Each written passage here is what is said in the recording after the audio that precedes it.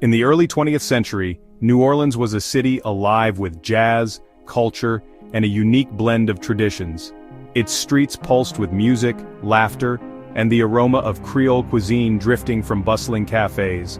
But beneath this vibrant surface, a chilling darkness began to take hold. A new terror crept in, the Axeman. He was a faceless figure who haunted the city's dreams, his presence whispered about in every corner. As night fell, fear spread like wildfire. Families huddled together, doors bolted, windows shuttered, but nothing seemed to keep the Axeman at bay. Homes that once echoed with music and laughter became scenes of unspeakable horror. The Axeman targeted Italian immigrant families, especially grocers, slipping silently into their homes at night by chiseling open doors. His victims were chosen with chilling precision, leaving entire communities on edge. He used the family's own axes or razors, turning everyday tools into instruments of terror. The attacks were swift, brutal, and the killer vanished without a trace, leaving only questions and shattered lives behind. Strangely, valuables were always left untouched. Money, jewelry, and precious heirlooms remained in plain sight, suggesting a motive far darker than simple robbery, one rooted in hatred, vengeance, or madness. The city speculated wildly. Was this mafia vengeance, a warning to rivals, or the work of a madman with a personal vendetta? Rumors and fear spread faster than the news itself. As the attacks mounted, the city's lively spirit was overshadowed by dread. Jazz clubs closed early, streets emptied at night, and neighbors eyed each other with suspicion. The Axeman's reign had begun, casting a long, chilling shadow over New Orleans. The city would never be the same again. Panic swept through the streets of New Orleans, a city once known for its vibrant music and lively spirit. Suddenly every shadow seemed menacing, every stranger a potential threat. As the Axeman's brutal attacks continued into 1919, headlines screamed of terror and violence, stoking fear in every neighborhood. Residents fortified their homes with whatever they could find, planks, locks, and prayers. Trust between neighbors eroded, and suspicion grew with each passing night. Police, led by Superintendent Frank Mooney, were baffled.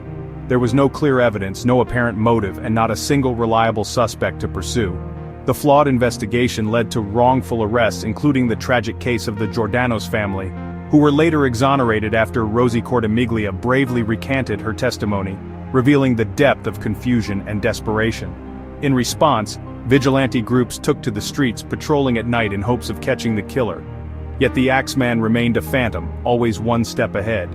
National headlines fueled the city's anxiety, turning the mysterious killer into a grim legend, whispered about in every home and on every corner. The joyful spirit of New Orleans faded under a cloud of fear. Jazz clubs closed early and the once bustling streets emptied as night fell. The city waited, tense and helpless, for the Axeman's next move. The darkness seemed endless and hope felt like a distant memory. In March 1919, the city of New Orleans was gripped by fear as the Axeman taunted its citizens with a chilling letter sent to the Times-Picayune. The letter, written in a sinister tone, sent shockwaves through the community, fueling rumors and panic. Claiming to be a demon straight from hell, the Axeman promised to spare any home where jazz music was played at midnight on March 19th. He demanded the city surrender to the sound of jazz or face his wrath. The ultimatum was clear and terrifying. If you don't jazz it out, you'll get the axe. The threat was not just a warning, but a challenge to the spirit of New Orleans. That night, the city erupted in music. Jazz bands played in every club and parlor, families gathered around phonographs, and neighbors invited each other in to share the safety of song. The city became one giant, defiant concert. Fear turned to defiance as music filled every street and home. The haunting anxiety of the Axeman's threat was drowned out by the joyful noise of jazz, uniting strangers and friends alike. When dawn finally broke, not a single attack was reported anywhere in the city. Relief swept through New Orleans as the sun rose over quiet, peaceful streets. The city had survived the night, united by jazz, resilience, and a shared determination to stand together in the face of terror. The Axeman's twisted game became legend, woven into the folklore of New Orleans and retold for generations as a testament to the city's spirit. For one unforgettable night, music triumphed over terror, and jazz became a symbol of hope and defiance.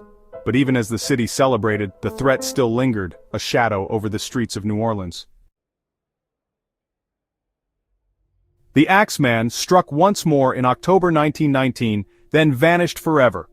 The case went cold and his identity remains a mystery. No evidence, no confession, only speculation. Theories abound, from mafia hitman to madman, but none are proven. The Axeman's story became part of New Orleans folklore, immortalized in books, TV, and the city's haunted memory. His eerie connection to jazz ensures the legend endures. Today, the Axeman is more than a cold case. He's a symbol of a city's darkest chapter. The shadow he casts still lingers, a chilling reminder of a time when fear ruled the Crescent City. The music plays on, but the mystery remains.